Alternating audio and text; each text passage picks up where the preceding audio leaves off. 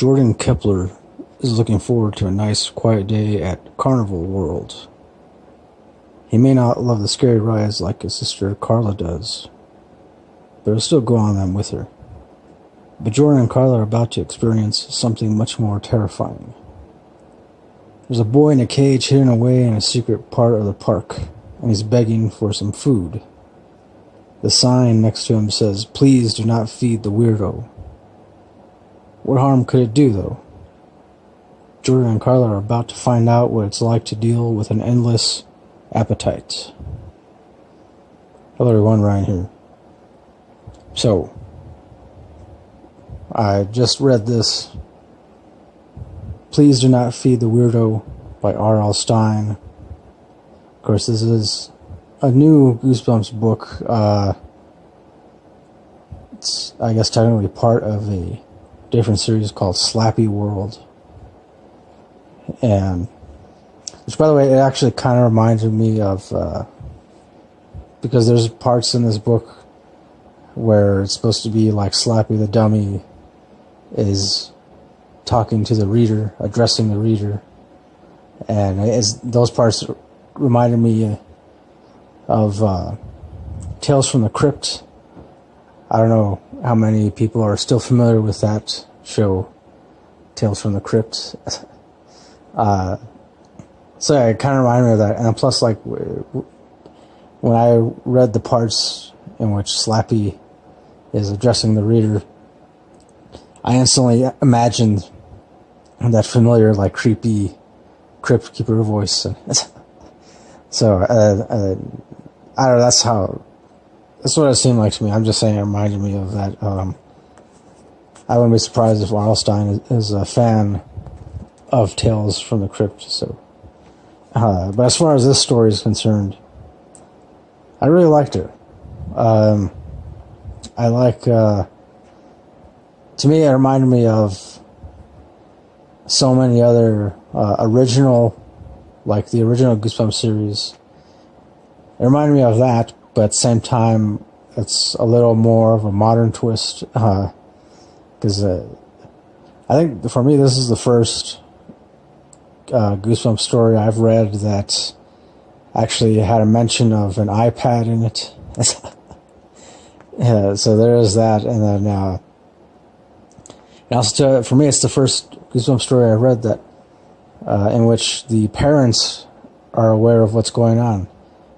Not just, Jordan and Carla's parents, but other parents too, other adults.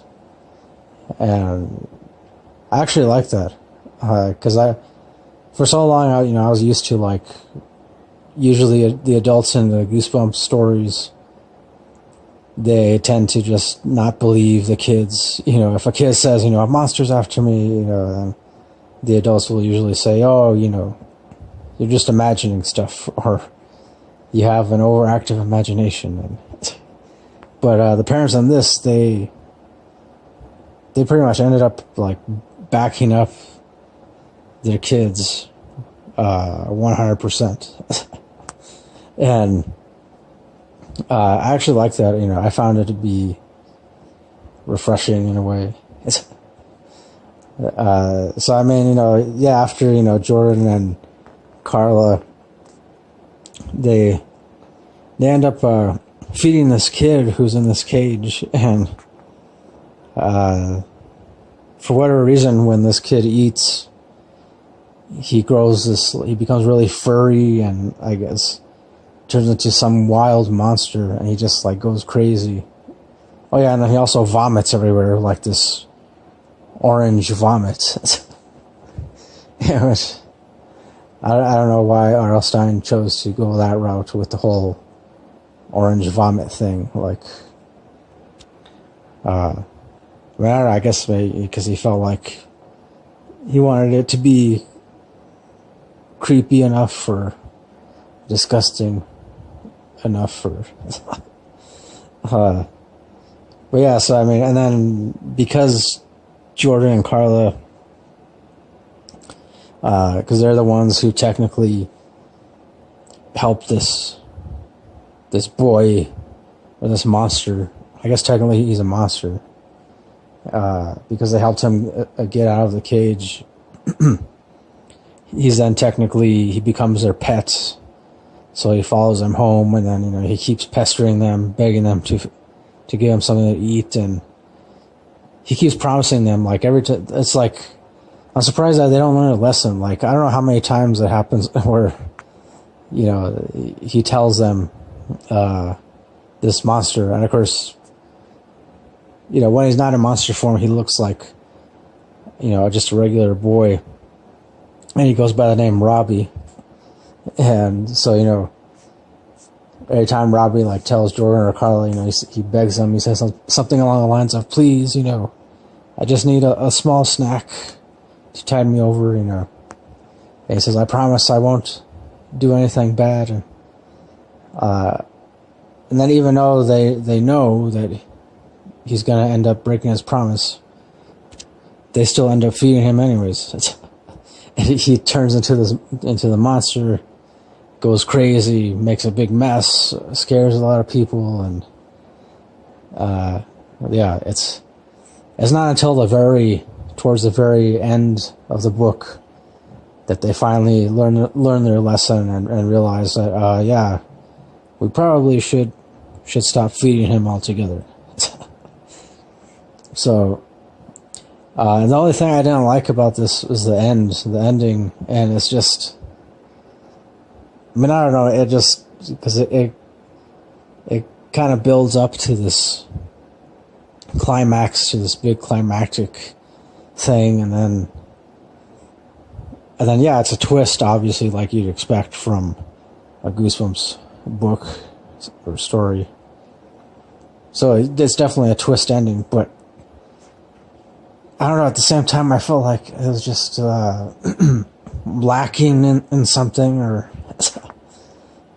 it's, I don't want to give it away, but I guess in a way I kind of wasn't expecting it, but also it's like I wasn't expecting it, but also kind of expecting it at the same time. Because towards the end, they kind of like set up this like trap, or some kind of trap. I don't want to go into details, but because I don't want to give it away. But so yeah, and then it looks like it's going well, and then I don't know. I tend to think like I feel like I could have written a much better ending. But I don't know. Maybe R.L. Stine was forced to change the original ending, or maybe his editors changed it for him, or who knows. As far as the rating goes, I would give this 4 out of 5 stars. Yeah, it's just everything else for me. I liked it, but the ending kind of killed it for me. And I also like that there's a lot of action in this. It's like the action kicks in pretty much right away, like within the first couple of chapters.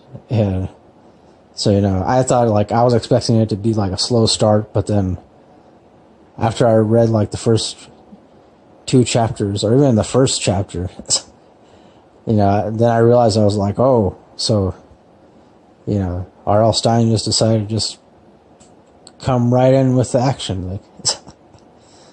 So, and I like that. So, yeah, it's, I could definitely see this being adapted into a TV episode, like another episode for the Goosebumps TV series. And I don't know if they're still making those. If they are, I haven't heard about anything, or I should probably look that up. So yeah, that'll do for my review of Please Do Not Feed the Weirdo by R.L. Stine. And again, I gave it 4 out of 5 stars. So thanks for watching this. Thanks for listening. As always, till next time, don't forget, keep it real, keep on rocking, and peace.